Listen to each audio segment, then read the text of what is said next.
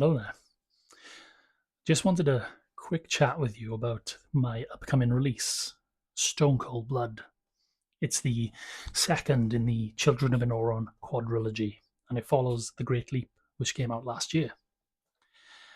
And I wanted to chat with you about it because I'm doing something a little different this time. So, if you've read The Great Leap, you'll know that the premise is that 10 teenagers are banished from their village for doing something naughty. And very early on in the book, those 10 teenagers split up into groups. And the first book, The Great Leap, just there.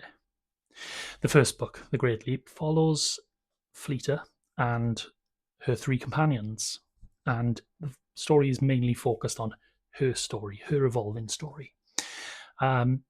Whereas the second book is actually going to be focused on an entirely different character.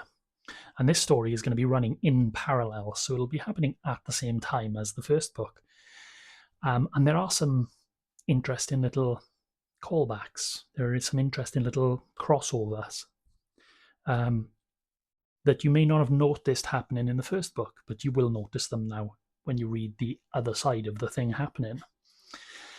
And the second book, Stone Cold Blood, is going to be focused around Lawson, this 19-year-old character. And Lawson's journey is, let's just say, it's a bit of a psychological head trip, if I'm honest, where Fleta was tackling identity and trauma. Lawson is utterly consumed by guilt and shame over something that he did. And if you've read the epilogue of The Great Leap, you know what it is I'm referring to. And the weight of this guilt is at risk of breaking him. And because of this, he's seeing things.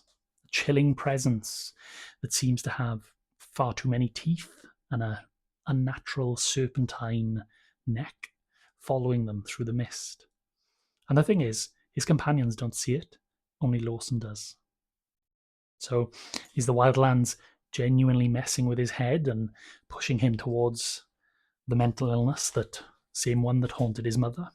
Or is this grotesque shadow a real, tangible threat that only his guilt allows him to see?